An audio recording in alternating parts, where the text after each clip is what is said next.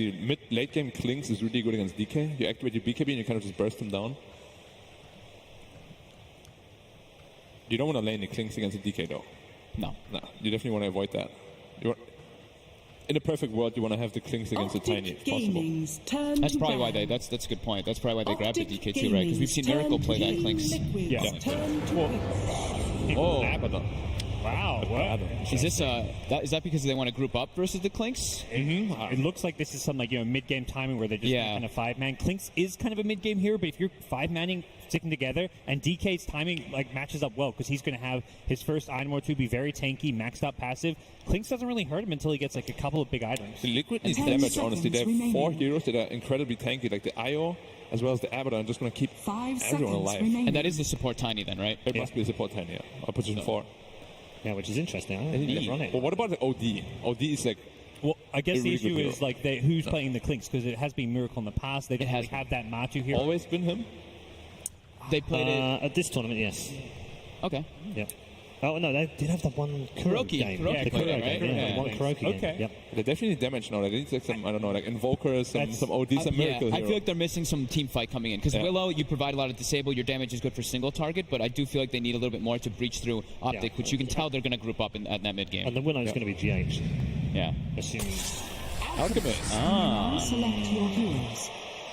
An Alchemist. Does that solve the puzzle, I wonder? It's actually really this good particular draft. because they can't really pressure him in the lane. Pardon me, boys. We've seen it. It is time for 60 seconds of stats. Get that timer up there. Watch Miracle in this match. He is the only player to average 10 or more kills per game in the history of the International. We got a little bit of a mix-up here on the side of Liquid. Not sure where he's going to be, but he is going to light the world on fire. On the side of Optic, 33 has to be the X factor for them in this series. In their last 29 games, dating back to the Summit 9, they are 0-13 when he has more deaths than kills. They are 13-3 when he has more kills than deaths. They are going to need to hold up with 33 in his lane if the green wall is going to stand up to the assault of the defending champs. But guys, let's get this TI8 main event party started. We've got 2 great captains fighting to be the first ever to lift the Aegis twice. Dota 2 fans, put your hands together. Here are Toby1 and Cinderin. Thank you.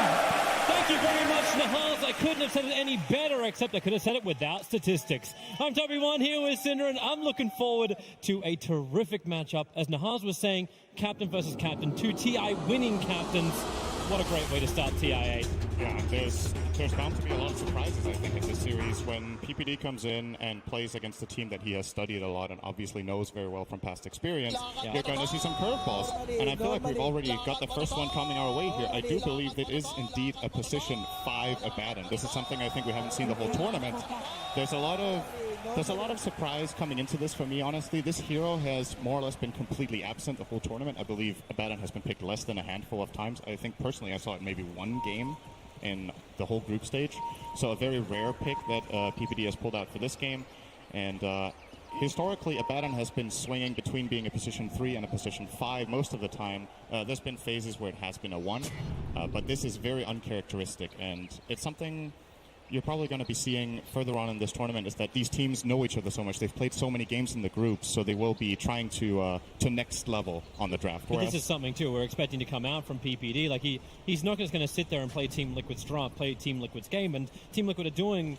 Like, yeah, they've mixed it up. We have the Lich pick up for Kuro. Like, he's been playing the rating as well. So the panel was saying it's very dynamic in the way Optic can actually lane everything they've got, but Liquid were looking for the same level of flexibility. You don't want that being behind in the draft feeling at the very beginning. And both teams, like, they'll have to feel pretty comfortable with this. And you were thinking about the logic, too, of, like, why does the Abaddon pickup really work here? Like, who is it against? Who is it meant to shut down? I think it's... From what I can tell, the first thing that the panel covered is this 5-man style, but I feel like Abaddon should, in theory, be a really good pick against Dark Willow. I do believe the one problem he has is I think you cannot actually... Is this 2 runes? It's 3 for Liquid, 1 for Optic. He should be fine. He can Shadow Realm TP. He's probably going to do that. Okay. So... Good start for Liquid. They get that extra rune. It's going to cost them a bit of regen there for GH, but they're probably happy with this. So Abaddon's Aphotic Shield, obviously removing these stuns, is really useful against the Wraith King. It's great against the Dark Willow, who has multiple ways of locking heroes down. But I do believe you cannot actually remove the Terrorize on yourself by activating your ultimate. You can, however, remove it on allies, if I remember correctly. Love watching that top lane where 33 just gets harassed up by Mind Control. It's a level 1 Searing Arrow. The medic has finally arrived in the top lane, so Zaya's come up there to make sure this DK lane is safe. It's going to be secure for 33. And just looking across these lanes, we were talking about how OPTIC can be flexible with their lanes, and I wonder which team feels like they got the better deal out of this. So Lich dual lane off lane is a classic. The panel was saying that Dragon Knight wants to play against the Clinks, so as far as that goes, that's good for OPTIC. Tiny against Alchemist is a Tiny favored lane in the beginning, but Alchemist ultimately will start getting his farm in the jungle. And then finally in the bottom lane, this Abaddon Weaver lane is actually a really old classic from years back. Gives Weaver that extra bit of tankiness that it's lacking. You send in the Weaver aggressively with Shukuchi. You have that buffer from Aphotic Shield to protect and deal damage. We'll see how these lanes go for them. Well, Matumba's copying a fair chunk of damage. So is PPD. Yeah. Abaddon has 0 armor, and he's playing without a Stout Shield. So that hurts. At least he'll get a stick now. So actually, there's not that much spam. Maybe from GH cause some problems. But how does OPTIC actually deal with the mid lane? We've seen Tiny versus Alchemist. I think Sumail was the best example from the group stage where he just followed the Alchemist wherever he goes. Do you want that kind of level of aggression from CCNC? Or is it on the rotation from the side lanes? Well, what I generally like to say when Alchemist is in the game and it's a core, then it's an Alchemist game. Like, he is the centerpiece of the game for both teams, really. You can't just leave Alchemist completely unattended. So first of all, you want CCNC to aggress in the lane. What Sumail did in the group stage was kind of extreme in terms of aggression, but in the right case, it can be great. Generally, what you do, though, is you bring supports in to try to contest Alchemist's jungle camps. You try to either steal them or kill Alchemist as he is farming them. But we'll see. I feel like CCNC as a player doesn't really have the same super aggressive mindset that Sumail does, however. So I would be surprised to see him starting to dive that tier 2 tower minute 4. Like we saw Sumail do against Somnus earlier on. PPD, they just want to trigger off the shield nice and early, looking for that extra damage. GH has got it, but not enough. 10 HP, and PPD denies himself on the bottom lane. Does not want to give them that first blood. Close call. Real close, probably too close. A little more charged up on that Shadow Realm, and I think GH had him, but he was worried that PPD was going to fog him in the trees on the right, so had to go for the attack there, and PPD with the quick maths. The other intense lane's been up on top. Mind Control's been trying to harass down both Zai, but his positioning, Zai's been absolutely terrific. Always backs off. Those 33 take a couple of extra hits, and there's a lot of consumables left up on that top lane, so it feels almost null to this harassment damage that Mind Control does. Gets hit by Dual Breath, there's even less power. We're going to have another crackdown on bottom lane. The Bramble's in position. PPD will catch up on the 2, but GH copying a lot of damage. PPD again! 2 for 2 on the denial. No. Feels like they got something else. Pie can't care of the Bramble. There's the Briar Patch. Matumba's able to get the stun off. Weaver still with a decent amount of life thanks to the stick charge from before, but he's so slow. Half a second he needed it. And he had it to get the Shukuchi off and back underneath the tier 1 tower in relative safety. It might not look that big, but Pycat popping that Bramble actually cost him so much regen. He's going to have to send out extra regen. Matumba Man obviously taking advantage of it, getting that Wraithfire Blast out, doing a lot of extra damage from mid. Rotates in towards the mid, just harassing down CCNC. They'll burn the salve and they'll back out, but huge thing as well is like GH has had to walk all the way back to base. It's been the long walk of shame before he can return to the lane. This rotation from Kuro from top to mid is very natural for him because he wants to check the 4-minute rune, and he just walks in. I'm not sure if he's trying to next level OPTIC here by pretending he warded. He didn't actually have a ward with him. Usually you do ward for that nighttime in the mid lane, but for now Kuro didn't have it on him, but imagine it's flying out soon for their courier. As for OPTIC, nobody actually has a mid ward right now, which should be really important. You want to control these runes when you're Tiny. You want to get this, for example, haste that CCNC has right now. One of the best heroes in the game to get a DD on. Yeah, instead they got the ward down on bottom top lane. Harassment pretty heavily into Mind Control. He's got the skeleton walk, so backs off. They're looking towards Zai and Kuro. He wants to land the Frost Blast. Got it off cooldown right now. Pops it onto Zai, but Mind Control is the 5-minute bounty runes as well. Watch the players rotate off. They need to get as much of this as possible. That's why bottom lane, Matumba's already fighting with GH, harassing into Pycat and PPD. They'll pull the entire creep wave along with them. So it'll only be a 2-for-2 trade-off unless Tycat really wants to commit. That's why they shield him up. GH can't fight back. He doesn't have Shadow Realm available through the tree lines. Chikuchi comes up cooldown. GH has to pop the shrine. It's only just come up, and they have the damage. This should be the first blood. GH needs to duke it out. Bramble in 1 second time. No more stick charges available. Tycat claims the first blood on what has been a very denied offlane. And they're going to retreat back and grab this second bounty rune, so it should be a 2-for-2 split, it looks like. And yeah, OPTIC probably looking pretty fine here right now. They have a relatively big lead in the mid lane in terms of experience. CCNC almost a full level ahead against Miracle. Obviously net worth super inflated. It is an Alchemist we're talking about. You do imagine that OPTIC will want to try to counter Miracle relatively soon, and that's a bit of a question mark for me with their draft. Like, who's actually going to go and pressure this Alchemist? Your support duo is a Bat and an Io. So your cores, they have That's some Bramble. Pycat, Nikan Shikuchi, he's got a couple of stick charges. Raindrops will come back up and protect him a little bit of time, and then Shikuchi through the trees. Needed to wait as long as he could, so he actually got the charge off. Now GH actually gets hit by the swarm. That's enough to make him think twice about initiating. And Matumba wants to go in deep. PPD's really, really low. Can shield up. There's still 9 stick charges for Matumba, and GH with the attack. He waited perfectly until the shield exploded. And then hits with the Shadow Realm. And Liquid get on the board.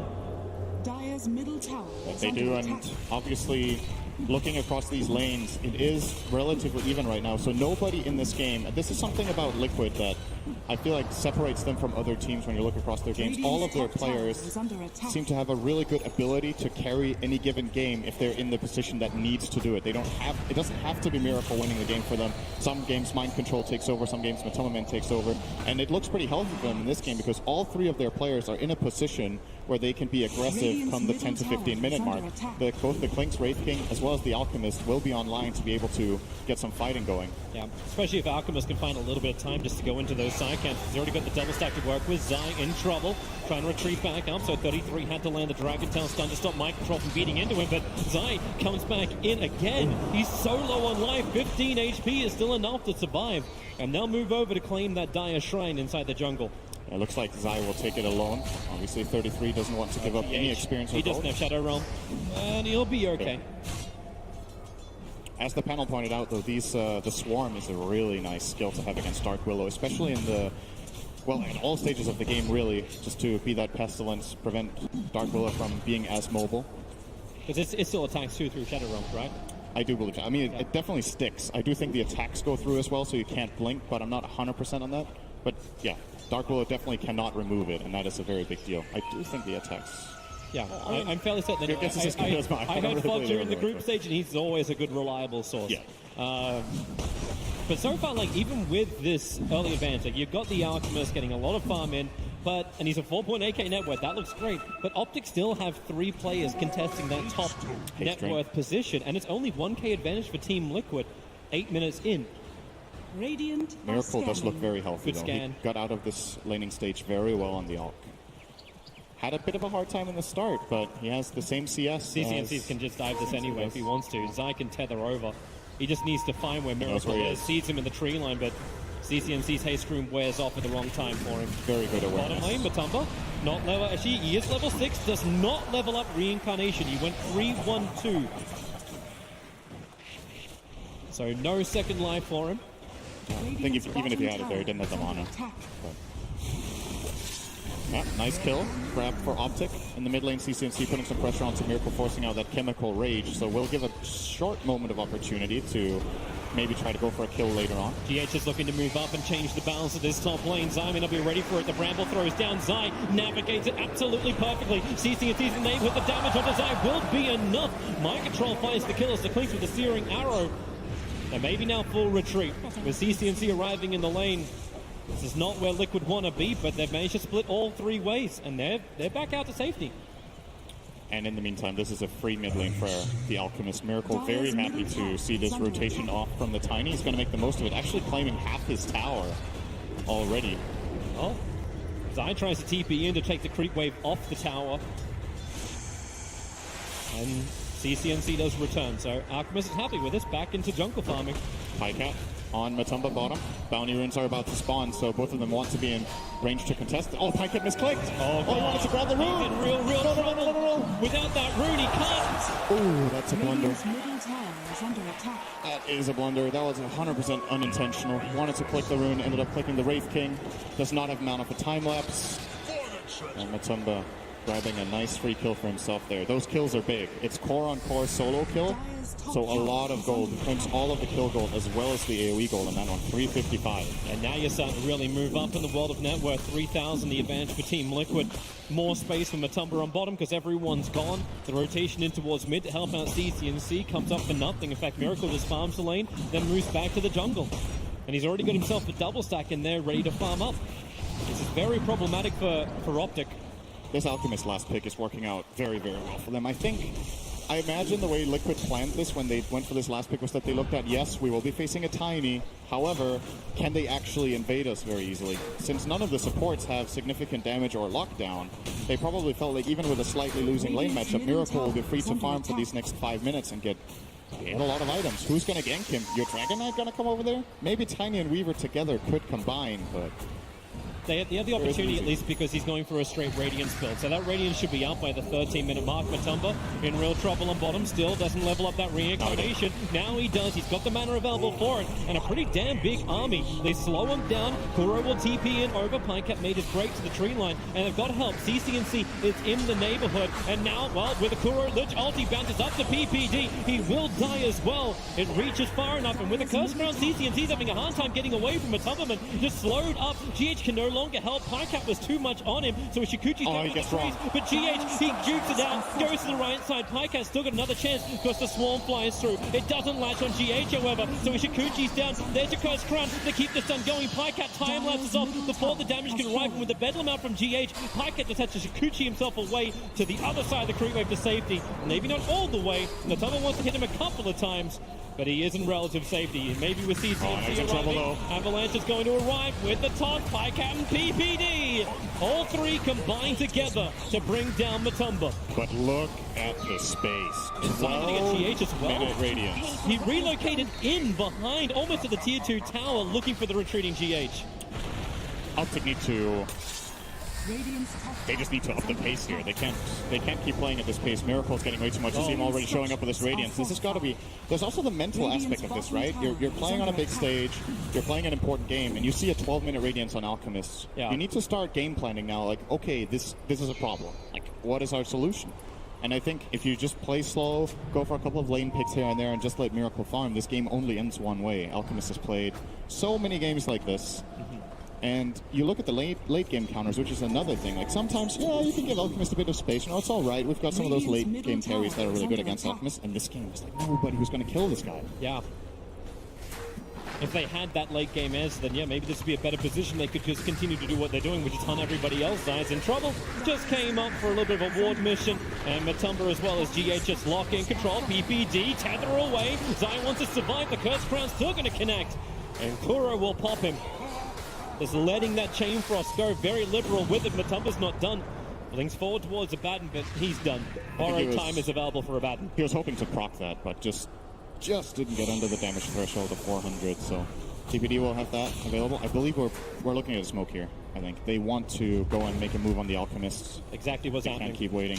They do have a good aggressive ward, so this is the Weaver as well as Tiny combining. You know what? I'm not... Okay. Is this enough? That's what I'm wondering. He has stick charges, he has strength treads on. They don't even have a slow, they don't have a control. It's like CCNC has hit the Avalanche and toss Miracle. He stuck around long enough to actually come in range of that high ground, but Chemical Rage starts to wear off with GH and Kuro nearby. They're there to support him. PPD caught inside the bramble, but he'll be fine. 33, he's actually hiding in the middle of like the entire lane. There's Mind Control and Matumba were looking for a kill on him, but that early I don't Shadow Amulet's going to allow him to survive, and yeah, that wasn't intentional. Radiant's bottom tower is under attack.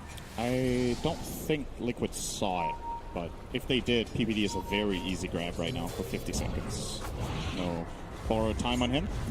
33 is TP down to the bottom lane. OPTIC want to change the point of attack. They want to try and find Matumba, and man, he blinks over the swarm. Pycat saw him go. They'll create a small little army. But with the Dragon Form 33 arriving on bottom lane, this is now tower taking time. This is going to restrict the map of Team Liquid. Bottom tower is under attack. But that's why they look for the rebuttal. They've got Clinks, the king of killing Tier 1 towers.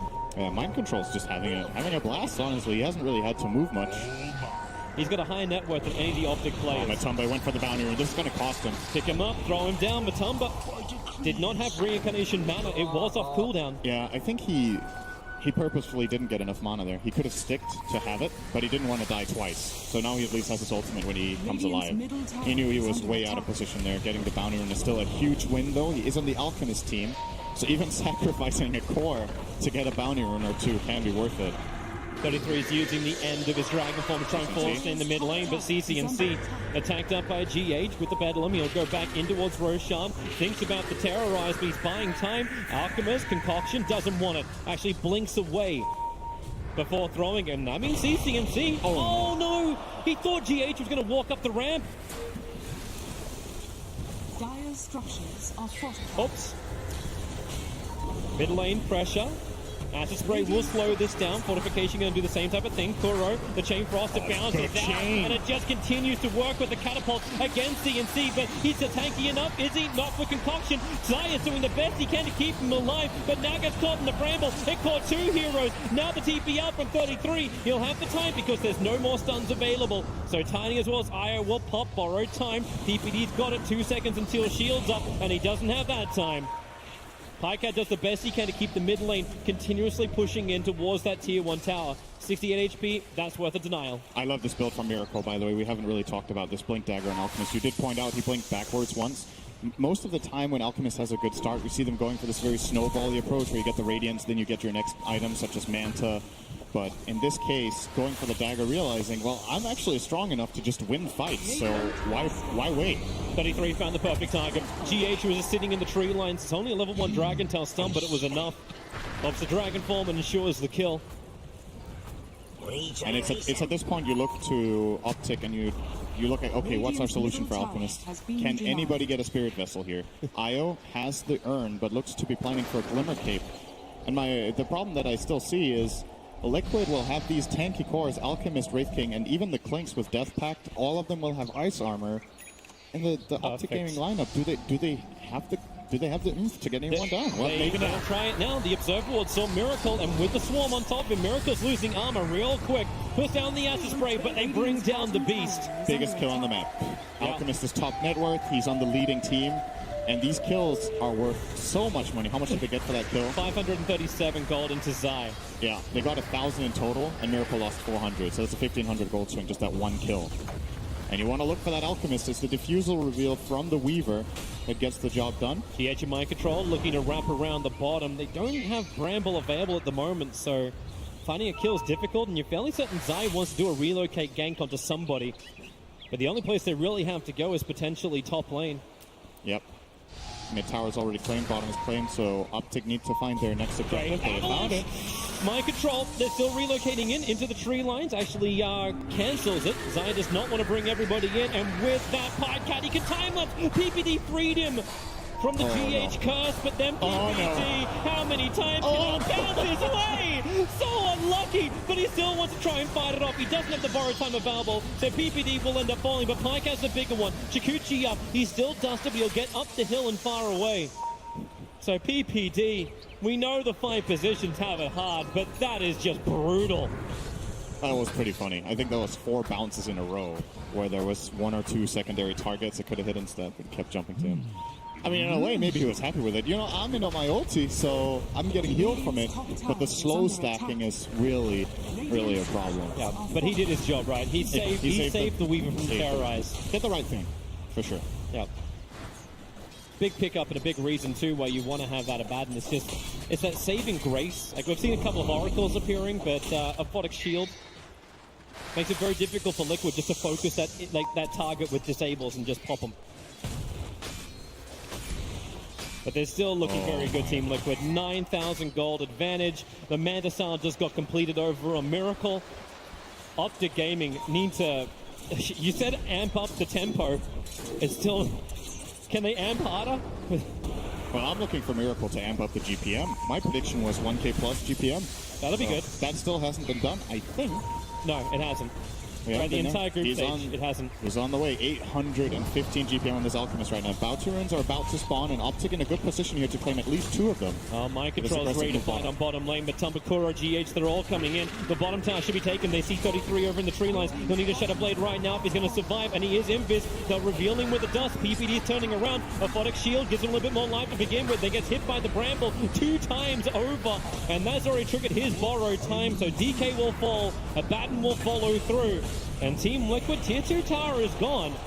And maybe more. Zai so low on life. The Radiance Burn got him. The Acid Spray was ticking it. And Miracle just walks by and gets a drive-by kill onto the Zai. That Alchemist taunt. That's a lot of weight to move from foot to foot. He makes it look easy, and then he makes it look easy. And now they're going to go for Roshan 20 minutes in. It's not like Miracle's got enough money already. He's already staring down the barrel of an Assault Cuirass. Yep. What's the GPM at now? 837, so gone up 20 since we last looked at it. What OPTIC did manage to do there was at least to grab 3 bounty runes. It's really important against this Alchemist to grab these runes. Things could be looking a lot worse right now. They did also get the tower. Going up Matumberman with this Diffuser Blade over on the Weaver. Matumberman getting this ulti off is just impossible. So when they can isolate him like this, OPTIC know they have the kill. The cost is, of course, the Aegis to the Immortal, and it is on Miracle. And it did seem like Liquid planted him down there as a distraction.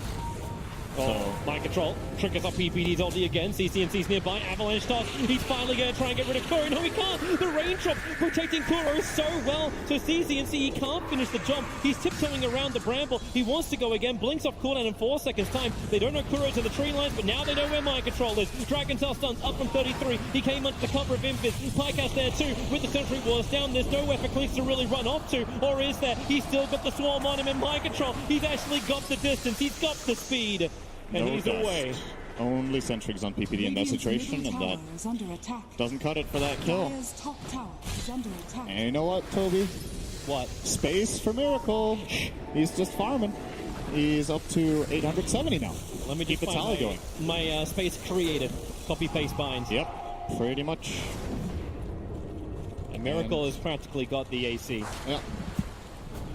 He's getting really, really big here. And BKB will be coming in soon for 33. He needs a little bit more time to farm this one up. I don't know if they can really keep up with the other cores, however. Yeah, Pycat is closing in on his too. I think it's a good approach here. OPTIC need 2 things. They need BKB so that they can stay alive in the fight against all this magic damage and focus fire. And then they need a solution for Optimus. These are the 2 things they need. Pycat staying nearby for the tether, but it will not happen. They have more than enough control through just Matumberman. They didn't even need anything else for that. And now they find 33. Farming up Ancients. Kuro will slow him down the Frost Blast. They Sentry and Observer. And 33, the TP out. Perfect way to play it. There is no more stuns available. Chain Frost. The sound is nice. It falls all over. Is under attack. Tanked like a bounce. Tier 1 towers now going to be brought down. Liquid, they're ready for this push. The Assault Cuirass has just arrived. So, yep, 23 minutes in. 20,000 net worth. Normally it's pretty good when a team can go with that kind of net worth per minute, but having the Alchemist this big, these BKBs will allow OPTIC to survive, but it will not allow them to kill. And they're TPing over. The Dire scanning up. Pycat wanted to know it was going to be safe, trying to get into the back lines. As the front lines attack, the Swarm is really good. Hits mind control, hits Kuro, and that's why CCNC focused him. Concoction's done into the rear. They're looking for the kill onto Zai, able to claim it. So there goes the medic. And then Reincarnation. Wraith King gets back to the world of the living. The Bramble, it won't catch anyone from OPTIC. Neither does it Terrorize. 2 huge whiffs. And OPTIC have an opportunity with these control factors gone and Chemical Rage timing out. OPTIC will look to turn this. They've already mentioned nuke down GH. CCNC sacrificing himself to do this. With none of that burst damage, OPTIC just have to stay inside their base and fight illusions. They can't even fight the real stuff. And you still have the second life on Miracle in this situation. The Aegis wasn't burnt. Still, that's the kind of fight that we're looking for from OPTIC, right? They activate this BKB on the Weaver. The Dragon Knight will have one relatively soon. And, well, it looks like Zai is indeed working on that Spirit Vessel. However, he has to play around a couple of additional problems right now with both the Manstall and the Aegis. It's a step in the right direction. OPTIC, they have to just hold on and try to get the items that can bring him down. He's got the Vision, the Observer, and Sentry, but it's kind of the worst target for him because he can't instantly kill it off, and they really would have preferred the DK. But PPD, 8th death in this game. He is half of Team Liquid's kills. Did you see how fast he died to the Clinks there? That's some serious minus armor stacking. The AC, Clinks has Deso. I'm not sure if PPD wasn't an acid spray as well at the time, but you add those up, it's like minus 15 armor. But what armor do they even have on their side? It takes away pretty much all of Tiny and Reaver's armor. Miracle gonna matter. Try and actually, well, use the illusions to get rid of the bug as quick as he can. Liquid got 3 runes. Yeah. Toby, you gotta keep your eyes on it, man. That 1,000. My eyes are watching. We're almost there. I'm watching mid lane. Zai comes in. He's trying to think he's under the cover of Glimmercave, but the Sentry Ward was already down from Liquid, and it is the ultimate trap. Mind Control and Miracle combo with the rest of Liquid. 5 heroes mid, ready to push. Holding this without Dragon Knight, it's really difficult. He's going to have to buy back if they want to try to defend these middle barracks. Yeah. They might just be giving them away. Dragon Knight buying back when he's this close to BKB is really, really annoying. Miracle's hunting for another kill. PPD, is this going to be your 9th death of the game? Technically, it'll be the 11th. 2 of them were on his terms. Miracle, Chemical Rage. He's trying to taunt his way out. There's only got another 2-3 seconds left on it. So he'll run back out through the mid. The tower is gone. So they can attack into the shrines if they want to. As the toss back, they're getting Miracle in real deep. The drop is perfect. And without the Aegis Immortal, with it being timed out, Miracle can be brought down. Matumba's trying to help him out by coming in closer. The Pycat runs through him. A huge kill. 703 gold worth of a kill. And they're charging forward. CC&C with a stun. Wraith King. He's got 21 charges. Does he want to burn it? Does he want to try and come back to the world of the living? Maybe not, because 33 can't even run away. He'll dodge the stun into the Shadow Realm, and he did actually burn the reincarnation. So Mind Control turns around, trying to take the fight. Zai, oh my god, this is not what he wants to be in. And Mind Control, he's got himself a double kill. Miracle opened up. Beautiful and just bait. brought down Pycat. You thought it was Optic's fight for a moment. Beautiful bait. He buys back, has the Boots of Travel, comes in. They overcommit on Matumba, man. And with these 2 heroes dead, Weaver has to buy back to try and defend this. And Miracle feels pretty good about buying back here. In case he does die somehow, what are the odds that Optic can get down a lane and actually start dealing structural damage with Liquid having this much map control at this moment in time? Not a lot, and they still need to have the sustain to come in from Zai, but Mind Control has just been given one task, make Zai's life a living hell. Both of these supports, you actually see how much they've been focused. 8 deaths on Zai, it's 9 deaths on PPD. They're not even worrying about the cause, they're worrying about the sustain that Optic can give their cause. Delete this, then the cause are an easy thing. So we get to see that one moment again as Miracle happy just to beat down through the melee racks, and this toss back actually put him in a real rough position as the Aegis timed out. This is pretty much perfect what Optic did there. They could not have made a better play than this exact one. Tossing the Alchemist as Aegis expires, and still, again, there's so much in the bank.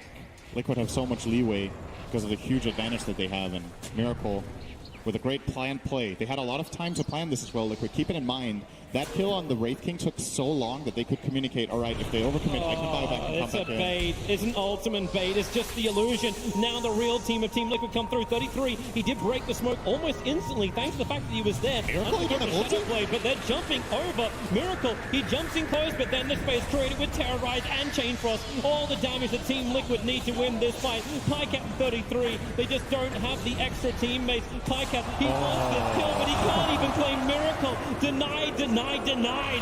Pycat into the trees. They'll get the stun out. And Optic, they're all dead. Tribute LD. It takes some confidence to go in there as Alchemist without ulti. You really need to trust in your team. No! They call it. 984! They call it. He's so close to getting him, but it won't happen. The Team Liquid have it. Game 1 against Optic Gaming. It looked close, it looked good, but this Alchemist was a ticking time bomb that exploded on Optic. They took so much advantage of that last pick and found a beautiful solution to this game, and something that we've seen from versus the Brood. Have you, we saw a lot of Timber as well in the past. I mean, Timber's just a... I mean, I know it's a little bit out of the meta right now, isn't it? But it does provide some of the tools, doesn't it? It's hard because the Brood just avoids you. Like, he'll farm behind your tower, he farms your Ancients. Ancients still give a lot of gold, unlike the rest of the nudes, so that's kind of where Brood's big edge is. And you get to a point where, like, Brood will just farm to the late game, and then you have a Timber in late game versus this heavy-hitting Brood that doesn't really care so much anymore. Ban out the partner, instantly take up the Necrophos. Of course, Liquid loves to play that offlane partner on Mind Control. So a very good ban there. Huh. I mean, it's not super strong against either of the two heroes they have right now, because a lot of the brutes actually like go into like a lot of survivability now. Yeah, Necro's been super popular here. Combined 135 picks and bans on this hero during this event. 91% of all games have featured Necro in some form. What about his win rate though? His win rate is 47.5 That's off 40 pretty games, good. which isn't great, but it's not terrible. Yeah, it's still good. Yeah. It's one of those series that like every team's been picking and playing, like Yeah. even some of the weaker teams of the tournament. So sounds about right. I wonder if Liquid's looking at something like the Bat Rider here, because it's amazing versus Necro, and it's so good versus Nature's Prophet in the overall grand scheme of the game. So is Earth Spirit. So is Earth Spirit. Instant silence, that stun. Yeah, Very good to pressure the Necrophos. Yep. Started creeping On the back Prophet in as too. well. It's like also ganking here. When you have this brute mid, if you can get a rotation when you get that big spiraling coming up, you can just get free kills. Yeah. Like, having Free kill any and kind free of tower reward. probably too. Yeah. I'm still really liking. I was thinking Nyx Assassin or Earth Spirit there for 10 GH, seconds and then I think remaining. the Bat Rider still for the offlaner could be really really strong for them though. For Optic though, I think 5 they seconds should or remaining. kind of have to put Tiny middle now. He's not really afraid of the brute at all, and you can't really rotate on him with an Earth Spirit either. So I think the Tiny mid should be quite locked until they, unless they want to counter pick it with another hero. What do you think about them saving their supports then for the last two picks? That's a little bit change. That is We tend to very see- interesting indeed. Yeah, I mean we have seen support profit Yeah, support profit Yeah, is that's- possible. to like secure your safe lane or even off lane. It's true. I also feel Has like Side played that though? these three cores just don't really like look that scary. Makes no to me. sense, right? Yeah, it almost feels like one of them needs to be a support. Yeah. Yeah. Team Liquid's turn Crystal to Maiden. pick. Crystal Maiden. And that's the thing. Optic at this last pick of the draft. They don't want to lock into picking their three cores and saving supports for their two last picks. Like you're just not utilizing second pick well if that's the case. CM's one of those that has returned. We thought it might. It was there's a lot of people talking about this, wasn't there, before the group stage started? Pondering whether mana is it going to be important. Well, Crystal 10 Maiden fit in with seconds that. remaining. How does it fit around the draft? Is it worth still picking? It's definitely proven the case, isn't it? 5 seconds Yep. remaining. I think just the popularity of some of these others have overshadowed the Crystal Maiden. It's just like these Venge Marauders, Wraith Kings, and then we took down a few little, down a little bit more. Then we have the CM still picked pretty highly with a decent win rate. Still 47 picks with 51.06 win rate, so yeah, pretty decent. There were a lot of memes about her, right? It's just like a global clarity potion. Yeah. But right now, if you max at Nova early, your lane pressure is actually insane. You're the range creep secure, and you're the global clarity. Exactly. Now you're two things. How much damage is Nova level 1? 100? 130? 130. 130, yeah. Yeah, it matches the mana now because they changed that one back after Summit. Yeah, that is fierce. So they're probably not going to pick Miracles Hero last because there's honestly no difference whether they pick it 4th or 5th if you're first pick. So what could be a good Miracle Hero here? I personally like Invoker if they want to go down it. We may But it's like a mid-brood probably, yeah. Yeah, I think it's just the brood mid. Yeah. Still Bloodseeker in the pool. That's being picked quite a lot against the Necrophos. Phantom Lancer potentially. Yeah, that's actually been one of the sleeper heroes here, 26 picks and a 61.54% win rate. Because usually he gets picked quite late, He does. and then Best the game is cases. very good for him. Optic Gaming. They do go for the They go bat. the bat. I've seen them do the bat versus the Necro so many It's times. really good. It's just amazing. And then with the Earth Spirit thrown on top, you have such good kill threat on the laning phase. So now it's like Liquid's they're looking to hunt for this lane. So you're probably going to see them scout very early on just to get this Bat Rider versus Necro matchup. And the beauty also is that he might also be versus the Nature's Prophet. So it's like a double benefit for him. Either way, it's perfect. Yeah. Like, even if they put both 10 Necro seconds and remaining. Prophet as cores, he will just demolish both lanes. Yeah, he's very happy about that. 5 You seconds definitely have to go remaining. away from the Prophet core now, I think. There's way too many good heroes against him right now. Get the position for Prophet. Does Sai play that? Has he played it? I don't know. Probably has. I'm thinking back to when it was like the DAC era, when we saw the rise of like the Nature's Prophet. I don't know if he played it, though. Well, he can definitely do it. He Maybe. played a lot of offlane Prophet back in this time. Yeah. So. If you really want, you can just play 4-position CM and put the Prophet as a 5 as well. I think it also works, yeah. It's kind of a similar concept, just depending where you want the heroes to lane. Always love myself some BKB freezing field fights. Versus Venge and Bat, kind of tough, though. And then you get swapped and you're like, oh no.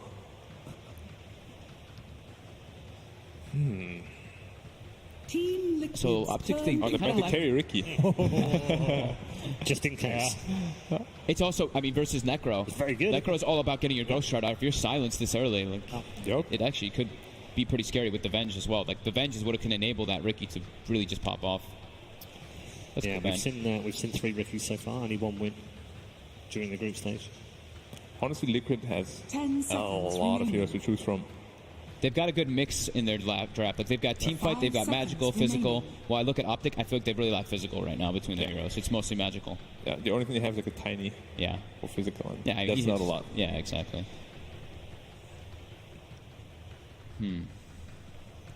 What Liquid be looking for? Their draft is so well rounded already. It is. Probably just a strong laner that doesn't suffer too much from a Prophet tiny dual lane potentially. I was thinking something maybe like a... I don't want to throw it out, but I was going to say something like a Sven, because... Sven is really good. Level 15 talent, you can dispel the Ghost Shroud as well. Right, what are they looking for? I mean, Ursa. Okay. So we think the... Safer. Yeah. And it's a PL. Yeah. Okay. Phantom Lancer. So that's the lane that they want to get the PL versus the Bat Rider. Right. If PL gets farmed, they're going to win this game. Like, late game, they have nothing against the PL. Yeah. Unless they jump in first, which is incredibly difficult to do with All right, boys, it's that time. One more time. 60 seconds of stats. Miracle delivered big time for Liquid in that last game. That 12-minute, 20-second Radiance was in the top 20 all-time in over 1,000 pickups in pro Dota 2 LAN play. In this game, Optic has to control that early game. Necrophos in this tournament, 15-10 record in games that end before 40 minutes, only 5-12 in games that go late. But there are 2 sides to every story, and that Matumbaman Brood is going to be the problem throughout. He is 7-1 on that hero in TI LAN play. Nobody else has more than 3 wins. Guys, the backs are against the wall for the North American team in the upper bracket. Paul, what do you think? Thank you very much. Yes, good stuff. I'm glad he managed to elaborate in that. Time to head over to our commentary duo for game number 2, ladies and gentlemen. It's Synderen and Toby 1. Well, what a game. Synderen, we were sitting here during the drafting phase, and you were like, we're going to have, we're going to have Broodmother as the second pickup, and you were nailing every single one. You knew what Liquid were going to do. It's a slight exaggeration. Okay, you knew 3 out of 5 as they were coming up, but Liquid looked like they were almost predictable. Optic, like, are they in a good spot? Like, can they utilize this draft to force us into a game 3? So what I think happened here is that Liquid are drafting a specific pattern that we saw during the groups, and they get these really good core matchups for their Bat Rider with the Earth Spirit that we've also seen them play. And I'm just looking at, okay, what can Optic actually do in this position? They need a hero that can lane against that Bat. They need a hero that's also good against Brood. That last pick, Phantom Lancer, seems like a good choice, but it's also decent against the Ursa. I'm kind of with the panel on this, that if it goes late, the Phantom Lancer as well as Necro will do great, but can they get there? You've seen the Brood of Matumbaman just destroy this mid-game timings of enemy teams, so playing slow against Brood doesn't have the best track record exactly against this team. It really doesn't, because the Broodmother just dominates the mid lane totally, and in the current meta where it's this 2-1-2, bringing someone in to help out the mid lane normally means you're going to lose one of your side lanes, and then you've got 2 heroes to worry about, and then you still can't instantly deal with the Broodmother. They don't have great scouting methods for them. They can deal with what Brood throws at them, but beyond that, more questions start to be asked. But with Team Liquid, if they win this game, they're into top 6 for TI8. Yep. That's guaranteed position. And that's the big advantage as well of being in this quarterfinal in the winner's bracket. Top 6 at TI, you're already very satisfied. Obviously, Liquid, though, won't be satisfied until they've got the whole win. And a good start would be killing off Picap. Yeah, this is maybe all let's see. CH starts. Rolling Boulder will connect. Kuro's got the magic missile. Doppelganger already. Pycat, which one's the real one? They can't work it out. They magic missile and attack the wrong one. He's just auto running to the left. Nice bait. Oh, it's just like, we're going to start this way with Optic every single time. Such a simple mind.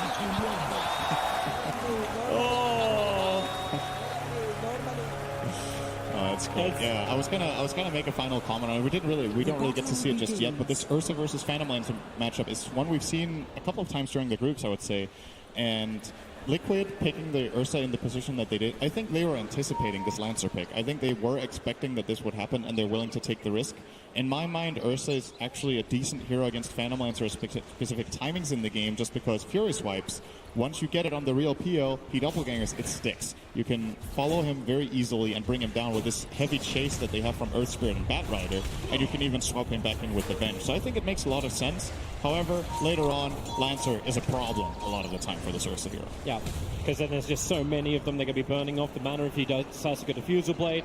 Whole bunch of problems for him. Top lane, I think it's going to be a lot of problems for Optic Gaming. It's already the aggression of Kuro rolling nice boulder. block. It's actually blocked by Zai. He's doing a lot of damage to GH. PPD isn't much more to give apart from his life. The Nova does connect, but GH already beginning his sound. They've taken so much damage. Yeah, they've done first blood. If they can get more, the Earthshock comes in from Miracle. Remember, he went that level 1, but 33 Death Pulse, chasing him into the tree line. They need a little bit more damage, a little bit more reveal. The attack keeps the armor low from Zai, and with the Nova, the slow down Miracle, find the kill. There's still a pesky Earth Spirit behind the lines.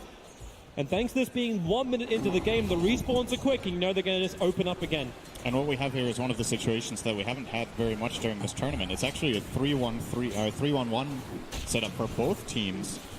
Currently, the Bat Rider playing a one-on-one against the Phantom Lancer. Optic did have to pay a decent amount of experience to bring down the Phantom Lancer to this bottom lane, but they do end up getting the lane matchup that they want. They don't want Ursa against that Lancer, and they definitely do want their Lancer against the Bat Rider. Necrophos against Bat Rider, unplayable lane. GH has already TP'd down towards bottom lane, so yeah, PL, not what he wants to have.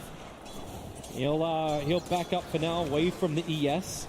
Thanks to the Dire Observer Ward that was already down from Optic, they're already very well aware of this rotation. That's when you got the flexibility of a hero like Nature's Prophet. Could bounce anywhere across the map. This Nature's Prophet can just change the balance of the lanes very quickly without having to rotate very early on. So now it's Miracle, who's not going to get much out of the lane. 1 CS in 2 minutes is the opposite of his game 1. And Ursa's not really the greatest combat hero. If you have an atrocious laning stage, it takes a decent amount of time to catch up in that jungle position. So we'll see how it goes for him so far. Like you said, Optic have a pretty good grip on this top lane. I think this matchup it's weird, right? The Ursa against Necrophos. Ghost Shroud is amazing against Ursa, but at the same time, Ursa one of the hardest burst heroes. So if you have Ghost Shroud on cooldown or you're stunned, Ursa can make quick work of you, but obviously Vengeful, they have no kill potential up here right now. GH is in trouble. He'll rolling boulder up. PPD, as all great CMs do, goes Frost Nova as well as the Arcane Aura, so Crystal Nova, sorry, then the Arcane Aura. So no Frostbite to stun him up. But at least makes GH burn his consumable. He's got 3 stick charges and a Clarity to work with. The thing I talked about last game with this Liquid team that they have... trouble for Zai. Kuro and Miracle opening up on him. Zai beginning the TP, and TP out! Ooh. Bottom lane 2. Yep, they're going out. Multiple targets. Pycat. So Prophet escapes. Pycat will not. PPD now under the Firefly with Ziggy Napalm on him. He's got an over off cooldown now, so wants to turn around to at least dish out something. As he'll salve up. This is going to be one of those games that you see where if you have this view on Liquid that, they just set up Miracle for the perfect game and he carries every game, that's not how this team necessarily works in their games. This time around, they have way more emphasis on getting Matumba Man on his Broodmother off to a good start, and Mind Control will be doing a lot of work. Bottom lane again, Firefly's up. They really just want to keep going every time the fire's there. Great kick from GH, buying more time. PPD with a 3 sticky napalm charges on him, but Pycat, maybe he can get a revenge, and he will onto Mind Control.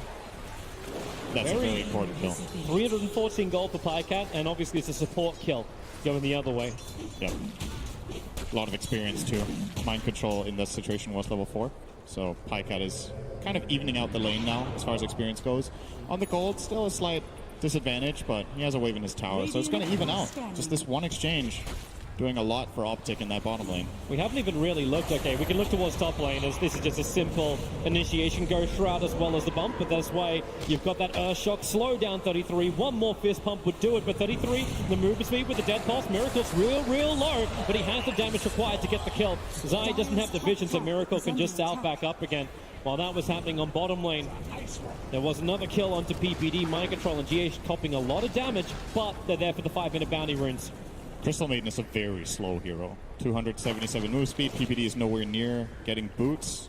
So this Bat Rider Earth Spirit, just hyper aggression, is difficult for the Crystal Maiden to deal with. Is this 4 runes? It's 4 bounty runes. Oh, that is That's bad news for Optic. This is some really good money in for Team Liquid, and it's actually repaired a little bit of the damage of the network between CCNC and Matumbaman, because CCNC's been having a really great mid lane. Yeah, the CS looks a little bit better for the Broodmother, but CCNC's got majority of these as lane creeps, as well as a couple of extra spiders. We've seen Matumbaman play this lane, I think, twice before this tournament, however, and if he plays against this Tiny, he's willing to lose a little bit. That's how the lane goes. He's just farming jungle and getting the job done later. A rolling boulder going in under the bottom lane. Pycat was able to doppelganger dodge it, so Mind Control and GH will not get the initiation they want. And Optic's been really posturing on the top, looking to bring down Miracle. He's got 9 stick charges available. But it was Zai looking for the range harassment onto him to at least put him in some level of peril that Necro can make the most of. Something else we should probably be a little bit more scared of too is when that scythe is up for Necro. PPD as well. Great trap on bottom. They came in with a Sprout. Firefly from Mind Control had to be used to try and body block it up with the Treant. Won't happen. Pycat jumps in deeper. He's still got a Lance as well. Doppelganger available. Lost vision for half a second. So Mind Control does return back to his tier 1 tower. That is a rotation from Optic that they gain nothing out of, really. Like and it puts Necro in this awkward position where he has to play a bit safer now. He can actually die up here now that Liquid know. Oh, they found Peter. PPD. Oh, Peter. Well, this is a chance for the mouth of water, especially when GH can land that 3-man kick. Mind Control has the fire right on top of him. They're going to kill up GH in return, but he actually gets the silence off. Doppelganger out. Mind Control had to slow him down. Zai already had 3 sticky napalm charges on him. PPD will arrive. He's got Frostbite available, but he just can't close the distance. Pycat needs to slow down Mind Control with the lance to then bring PPD closer, but even then it's 276 versus 277 movement speed. Now you got Nova, but Mind Control's got the distance and the 1 charges to survive. And GH brings in the Tranquils and refills the bottle. So it looked like, okay, at least they got some good pressure out. Nope, PPD's not going to be expecting this. Rolling boulder back in again. PPD was at least able to dodge the rolling boulder in, but it's just going from bad to worse for him. He's 0 now for 5. Again, this being the majority of Liquid's kills. It's a really, really hard game for Maiden, to be fair, in this early game when you get this laning. Phantom Lancer is good against Batrider, but this exchange of just the supports being in the lane, Maiden is food for this dual lane. Zai looking to try and engage. 33 is really close to level 6, but he's too far off. He needs more creeps to die. So now the attack comes in from Miracle. Ghost Shroud still available, but he's already burned his stick charges and doesn't have Dead Pulse up just yet. So Kuro keeps the vision up as, Miracle wants to salve get back into the fight, but level 6 is there, but there's no mana for the Reaper's side. Prophet has to come back in again. Miracle just can't try and getting away from these Treants, but then the stun is there from Kuro. Zai's arriving. Sprout, can he actually lock up Kuro? The distance, the side is up. Kuro won't die to this. Maybe the last attack. It is there from 33. The regeneration gets to arrive. That's why he pops up the Ghost Ride. And Miracle losing armor, but that burst damage. Ooh, almost bringing down Zai, but it's a big kill for 33. 2 of them, in fact. Such a close game. Maiden Aura. That's that global clarity. It actually made the difference. 33 got his Reaper in time. Oh, bottom lane. Hey, at least Maiden can stay alive for a little bit longer. He's okay. He's fine this time. There's too much harassment actually coming in to Mind Control when he goes in this deep now. Should have also flagged that mid lane. Tier 1 tower was brought down by CCNC. This is closing up the area that Matumbaman has to play in. Obviously, you can still move very fast inside of the webs. This is what you want to do if you're playing against Brood. If you can't hunt Brood and kill it, at least put pressure on the tower constantly so you get something out of it. Either Brood has to go back and defend, which costs farm, or you just get that free map control. And very nice from CCNC. Coming for him. He's not going to find him here. It looks like he's waiting for it, but Matumba. GH. They're going again on bottom lane. Pycat's going to use his doppelganger, just trying to get away. It's a good stack, and that's why Mind Control has that Firefly down with the sticky napalm level 4. Just try and burn through a PPD or probably try and time this Nova right if you can catch GH out in the tree line. CCNC even comes in looking for this, and Zai TP's in, but he doesn't get the Sprout into Mind Control. Didn't get the right angle on the I think this is not where he wanted to teleport in. He teleported in a bit of an awkward spot and had to try to blind cast the Sprout. Not having boots on the Nature's Prophet either. This lineup is actually just moving pretty slowly across the board. Nobody has good move speed in their team. Nice toss in from TCNC. He actually threw his tree and I think got like 10 CS of spiders with one swing. Really trying to make sure that the Matumbaman doesn't have a free time. They've even got the Observe Ward blocking up the camp. Alright, this time around Optic will get bounty runes, so that's good news. Looks like an even trade-off. too. Yeah, bottom lane though, Mind Control's looking for the kill. Land Flash, you have Lasso up and running. PL needs to be able to doppelganger away. Rolling Boulder, they kept the control going so long, and PPD, mercy, mercy, mercy. The Crystal Maiden is now 0-6. And life is very hard for her, but it's the diminishing returns. There has to be diminishing returns eventually on this. Maybe with the Haster and CC can work with Zai. They have the Observer Ward down. They're looking for the Brood. But Matumba's in pretty deep. He's playing this very well. Has a good read on what's going on. Rolling Boulder in. They're looking for a double. Kick is going to not be there. They turn on the magnetizer set. Oh, the kick is still there. CC can't escape from this. Toss was still on cooldown. Sakuro swapping Zai back into the fight. And then the perfect body block and control. And Tubman's been keeping up, but now he's ahead. Number 1 of the net worth with those 2 kills. I've talked about this during the group stage as a similar, like, a concept that you see some teams play better than others. I think Liquid's one of the absolute best at this, is playing around your strong heroes. They take advantage of, you see, they realize, okay, Miracle's not in the best position in this game. We're going to help him a bit, and then we will put so much pressure on the rest of the map that Miracle gets to be a force in this game. He didn't really truly have to play comeback just because of how much they played around Mind Control and now around the Brood of Matumba. Highcat looking for a GH. It's just so damn good. Mind Control. His Firefly will wear up. They summon up the treants. They want to go in deep. GH wild. Rolling Boulder this time gets him into safety at least. But his kicks have been totally on point. And look, it just seems so logical, right, when you look at it. We have this strong hero that can do something right now. We should take advantage of this, play to that hero's strengths, so we get fights. And in turn, if we do it properly, it relieves pressure on the other lanes. And that's basically what's given Miracle this he's almost back to 3rd net worth in this game. Nice Sprout reveal on bottom Mind Control. And the fortification of the Dire creeps. It keeps the tier 1 tower alive in middle, which is what Matumba is trying to take at the moment. But allowing them a little bit more pressure onto the tier 1 tower with the rotation of CC. You kind of hope they would get more out of this. Yep. But it doesn't happen for an Optic fam. Pycat just TP's back into farm. He is going to go that Diffuser Blade after the Treads Aquila. This Vanguard on Mind Control is actually really good this game. Are scanning. When you're snowballing this hard from the laning stage, you just look at, okay, how can I be the biggest pestilence in fights that they can't deal with? Largely he can ignore Treants, largely he can ignore the PL illusions, and just this early on, they are not killing him without a Reaper, I think. And Necrophos doesn't want to go there. So can feel very confident. I'm curious to see if Mind Control goes for a dagger now, or if he even goes just a full-on combat build with Vanguard and Pipe, and just runs into them and fights. And he's like, try to kill me. I have a swap behind me. He can get the Blink Dagger later if they really require it. That's what will allow him to at least catch up to Zai. And Zai's a threat, but a threat you can see coming from a very long way away. And Mind Control maybe thinks about the fight. The Nova will scare him off. And again, Matumba attacks in towards the mid. Pycat was there, looking for a denial. Has to doppelganger himself away. Matumba already burned off the Insatiable Hunger. 33 TPs over. Kuro's nearby. But they don't have extra support. Zai is currently farming up inside the Radiant jungle. And it might not look that big, but this TP from 33 is actually going to matter quite a lot. If he gets spotted on a ward, I think they saw him in the river, so now they know he's crossing toward bottom.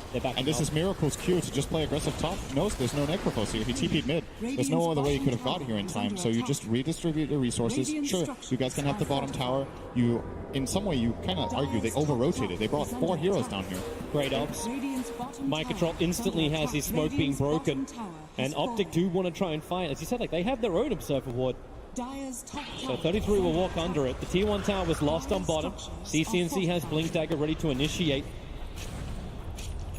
But he's not finding his target, so they instead add pressure onto bottom lane. Mop up the creep wave, push the tier 2 tower a little bit.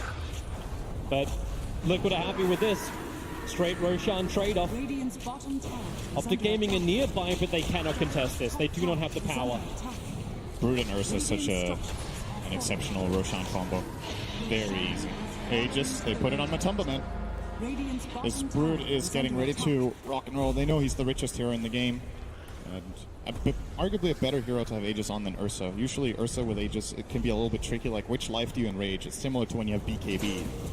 to BKB your first or second life. Bottom lane attacks coming in. They need to get that stun control and then follow up with a Reaper's Sight. But Mind Control hasn't taken enough damage just yet. He's so damn tanky with the one charges too. They'll get the lasso out, so Tiny just has to remain for a moment, and they swap inside. No escape for him. He's not even beginning his TP. He just remains stationary.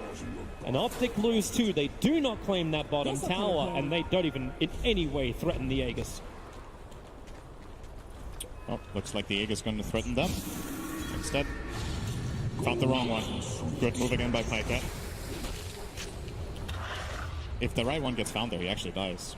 Matumba can easily solo this Phantom Lancer after Doppelganger has been expended. Pycat still needs to get stronger. Exactly. We were looking at this game and we're looking at, okay, Optic, you need to get this Phantom Lancer to a strong state in the late game and not lose full control of the map on the way there. And Liquid are just dominating them. Again, it's a huge advantage.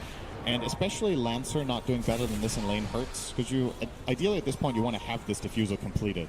So he's like 1,000 to 2,000 gold behind par for the course, I would say. And they're going up the top. Miracle jumps in, goes up the side. The Sprout pushes Miracle. Well, pushes him away and leaves Miracle contained.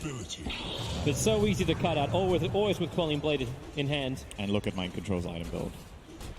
How is anyone going to die when this Batrider has Crimson Pipe minute 20? Oh, I know how everyone can die, but they're all Optic players. Yeah. Pycat initiated on. CCN3 throws the tree in, and he doesn't actually blink to go for the Avalanche Toss. In fact, he's diffused up. Matumba turns around for the fight, so now the Avalanche Toss will arrive, but Necro has to help defend. The Death Pulse can chase the spiders.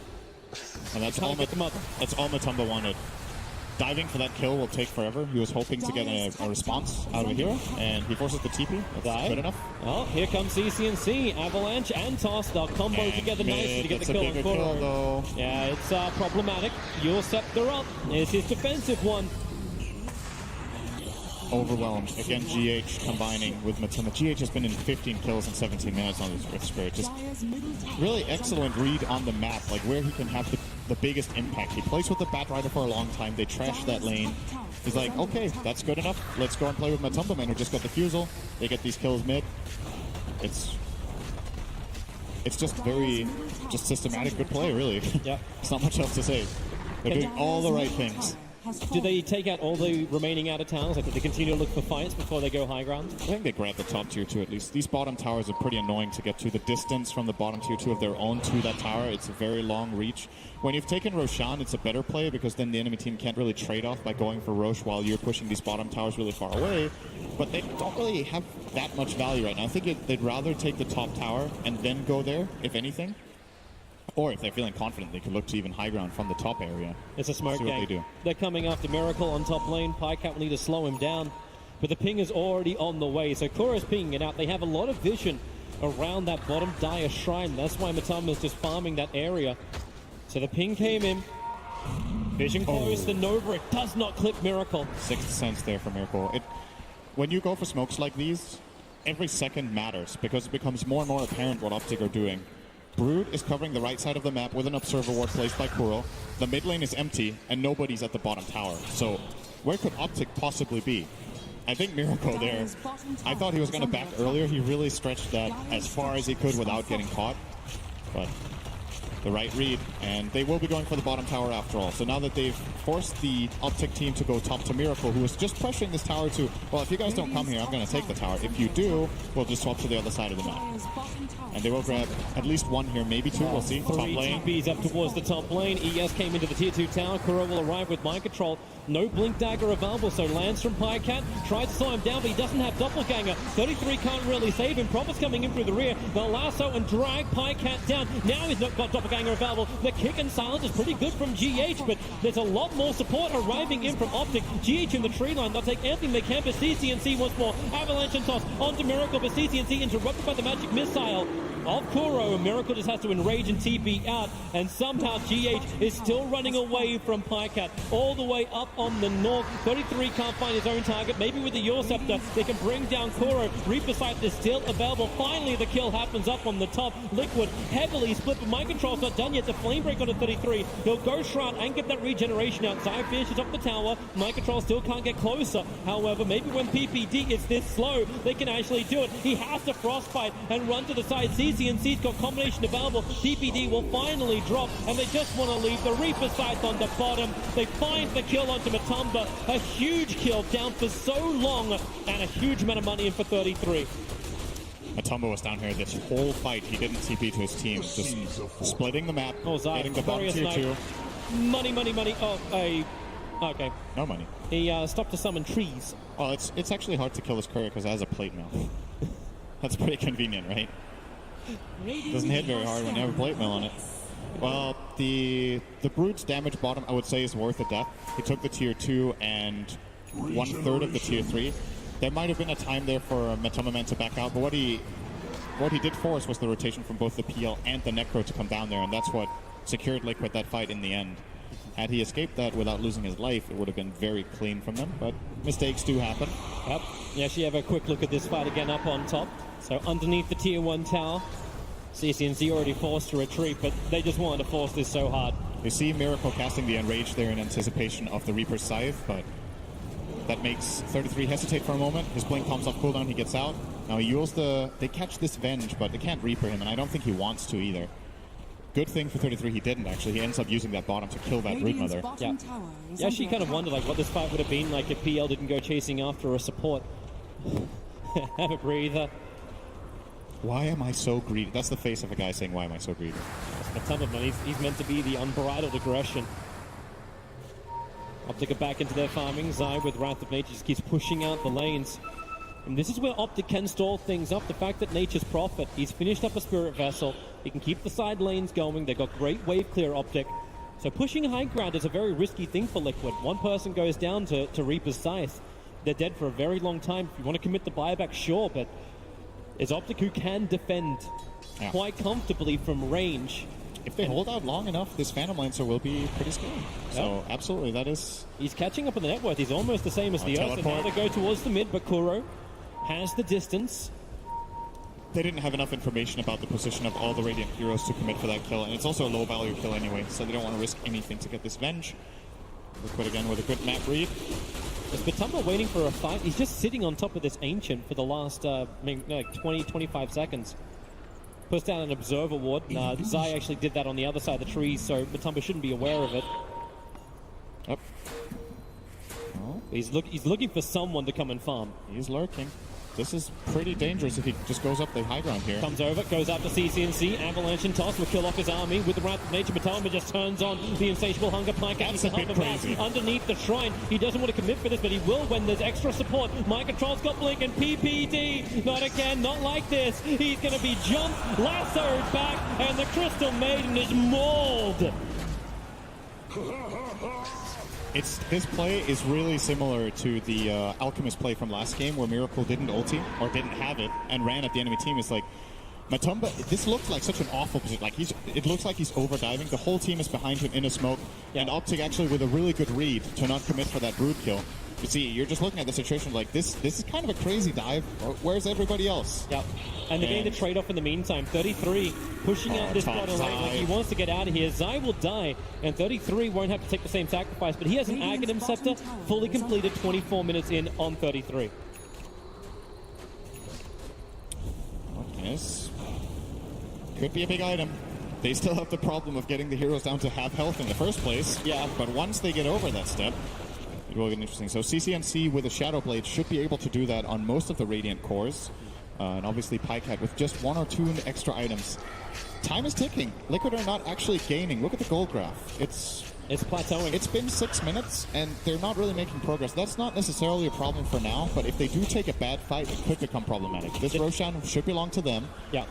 And then we'll see what they choose to do with it, if they try to high ground or not. And that's the big enabler, right? Like Team Liquid need to have this Aegis and cheese so they can just go high ground, so they can take the fight that you're talking about.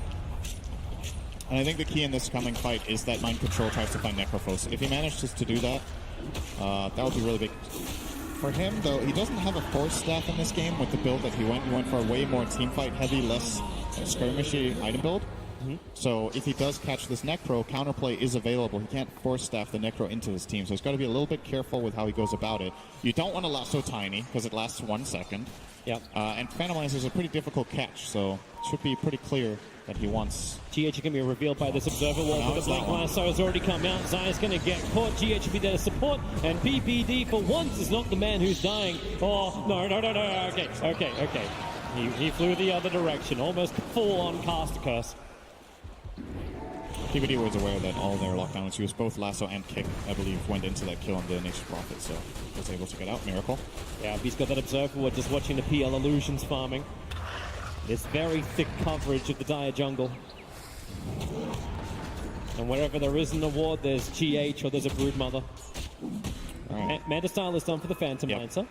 Pycat's starting to get somewhere now. He's still, I think, his next item, if he gets that without them losing more than maybe one lane of barracks, this game could get really interesting for OPTIC. But it's a big if. They're 12,000 down. They could have Aegis and Cheese. They have the high ground position right now that they're trying to strike from, which is being pinged out by PPD, is aware that this seems like the most likely place for them to be right now based on their vision. And good thing about this Nature's Prophet pick is that, well, when Liquid tries to start getting into this high ground position, the split push is kicking in. 33, as well as Treant's top, are pushing this down quickly, and I think Liquid will retreat and not get to high ground just yet. Yeah, you see this, it's the heroes too, they're willing to sacrifice. Well, yes, you want to have like items onto 33. He's already got the Aghanim Scepter. He's got the item for that high ground defense. And Zai, well, he's the sacrificial lamb. The rest of the time, it's making sure PL has that space to farm up, continue to get bigger. CCNC does get initiated on, support is nearby, but they are not going to help him out. CCNC can do the avalanche toss and hurt Matumberman, but you hurt him, but you don't kill him. He's still got the Aegis. Instant movement, 33 is on bottom lane. They're pushing up the other side lane, and they do find a big... Ninth's dead to PPD. And they also saw Zai, I think, for half a second. They just keep pinging him out, too. Sometimes Dota is really hard. Sometimes it's just really, really hard. It's one of those games. Being Crystal Maiden in this game is really hard. Yeah. But at least now they know where Ursa and GH move. Both TP down to the shrine underneath the dire obs. So OPTIC can play around this. Kuro and Matumba rotating down towards the bottom lane as well. With Manta, it's so easy for Phantom Lancer to dodge out of these areas. Hey, Zai, you want to kill that ward in time? Yeah, he does. He does. 154 gold. I like it. So Zai going for that Force Staff without... He still doesn't have boots. Gets, obviously, some movement speed from that Spirit Vessel. 30 movement speed. So it helps, and he has a movement speed talent. So still moves at a decent 362. And this Force Staff is crucial for his team. That's how they can try to disengage from a Diffusal Broodmother. It's how they can try to disengage from an Ursa blinking and going for a bash. It will, however, not save them from Lasso. Yeah. And Mind Control with that newly picked up Yules now has 2 disables in skirmishes. The push is coming again up on top lane, but Team Liquid, remember, they've got the Aegis Immortal, they've got the cheese. They want to be reaching the base. Even if it's just to kill off the tier 3 tower, that will open up the shrines for, well, demolishing. So they smoke up, 4 heroes together. And who's going to be the target? Right now, Prophet still has a lot of momentum on top lane. CCNC's farming in the jungle, getting very close towards that Shadow Blade, but they need to hold their buyback money too. Tiny and Necro both have buyback available, and here's Matumberman testing the defenses, putting the toe in the OPTIC lake. And how cold's it going to be? PPD. Oh, that's cold. That's real cold. PPD just gets exploded again. 43 seconds down. Blink Lasso. Big target. They caught out 33. There needs to be some kind of save. CNC. Where is the extra help? The swap back. They just keep going one by one. Luckily, there's a lot more Pycat where that came from. Chasing up the Kuro. Burning up the mana. Pycat now has to use the Mana Style, but he waited. So then the Diffuser Blade follow-up is up. Pycat does not have buyback available. Necro is used his. Miracle has burned the BKB. Now, you may have taken the top tier 2 tower, and Zai's been reaching the tier 3 tower on top, but you are losing your mid if you're OPTIC. And who wants to come back to defend this? Zai's already beginning his TP out, and it's Mind Control who's sent back for defense. They don't care. Miracle and Matumba will be happy to continue this fight. That was the one lasso they needed. The exact target at the exact time. Mind Control just waited for it patiently. When's Necro coming in? Send him up, bring him back down again. Remember, there's still the Aegis Immortal on Matama, but Avalanche, can he toss him back in? No! The silence is up, and CCNC, the triple kick! GH! Gee God! So good! Triple kill for Miracle! They're going to look for the Ultra! This will be a dive back on 33. Wait for the inevitable. Matama was just a beast. Miracle will take the Ultra kill, and that really is probably the game. They're in fact doing it. GG Cole, it's going to come back in just a bit as the GG pushes up. Pycat is the sole defender for Optic Gaming, and there is no way he can hold back the Horde. Liquid just looks so good, man. They're making all these super good decisions with which heroes they put where, how they play their lanes, how they move around, spell casting, everything's on point. They look in really good shape, honestly. Yeah. That's GG. That's it. Team Liquid have done it. To half an hour for game 2. But it belongs to them, and so does top 6. They are the defending champions, and they are playing champion-level Dota. They made it look easy this game, I gotta say. This time, they didn't have this super big Alchemist time bomb that you had just had ticking. This game was more